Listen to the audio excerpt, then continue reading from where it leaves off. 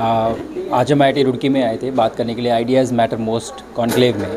And theme था विकसित भारत 2047।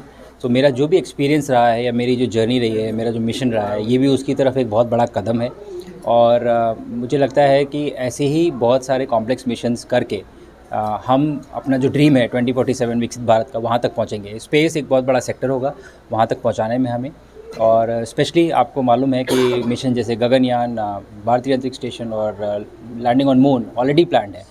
तो उनको अचीव करके, उनको करने में ही हम बहुत सारा कैपेबिलिटी बिल्डिंग करेंगे अपने वहाँ पे, और बहुत वर्कफोर्स डेवलपमेंट होगा। तो मुझे लगता है एक बहुत बड़ा ये प्लेटफॉर्म होगा, एक सेक्टर स्पेस, हमारे ड्रीम विकसित भारत 2047 तक हमें पहुँचाने का। मेरा जो मैसेज है युवाओं को वो हमेशा यही रहता है कि पहले तो बड़े सपने देखिए, और दूसरा रिस्पॉन्सिबिलिटी एज्यूम करिए कि जो हमने ड्रीम बनाया है 2047, विकसित भारत 2047, या फिर मिशन गगनयान, या फिर भारतीय अंतरिक्ष स्टेशन, या लैंडिंग ऑन मून, जो भी है, जिस तरह का भी जो गोल है, वो रिस्पॉन्सिबिलिटी एज्यूम करनी है कि ये मुझे करना है, ये आपको करना है। तो हमें चाहिए कि कैपेबिलिटी भी, तो मुझे कोई डाउट नहीं है, लेकिन वो इंटेंट चाहिए, वो बिलीव चाहिए कि ये मैं करूँगा या मैं वहाँ तक पहुँचाऊँगा।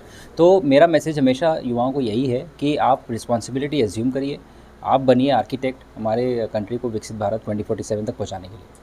हाँ, मुझे लगता है ट्रांजिशन की बहुत ज़रूरत है कि थ्योरेटिकल नॉलेज तो बहुत अच्छी है, लेकिन थ्योरेटिकल नॉलेज प्रैक्टिकल डेमोन्स्ट्रेशन में कैसे कन्वर्ट होती है, वो बहुत ज़्यादा ज़रूरी है। बहुत सारे चैलेंजेस हैं, और अगर हम डेवलप नेशन बनना चाहते हैं 2047 तक, तो हमें ये सारी प्रॉब्लम्स सॉल्व करनी पड़ेंगी। प्रॉब्लम्स ऑलरेडी डिफाइंड हैं, उसका सल्यूशन इन्हीं बच्चों के द्वारा दिया जाएगा। तो मेरा ये आग्रह है, उनको एक रिक्वेस्ट है कि प्रॉब्लम सॉल्विंग स्किल्स डेवलप करें। ये प्रॉब्लम चाहे कोई भी हो, आपके पास वो स्किल सेट होना चाहिए कि आप उस प्रॉब्लम को सॉल्व कर सकें।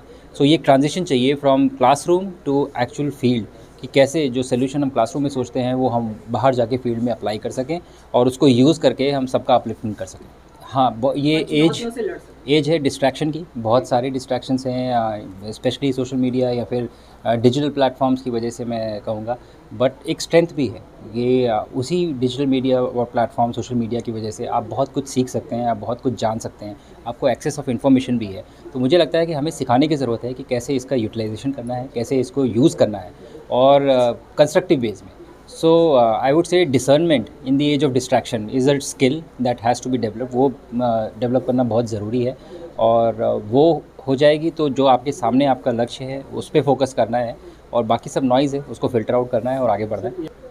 मैं AI को देख नहीं पाता हूँ चलिए मुझे लगता है AI एक बहुत बड़ा टूल है। लाइक जैसे हम सोशल मीडिया की बात कर रहे थे, मुझे लगता है कि हर पहलू के अच्छे और बुरे एस्पेक्ट्स होते हैं, हमें उनका इस्तेमाल करना आना चाहिए, हमें उसे यूटिलाइज़ करना आना चाहिए।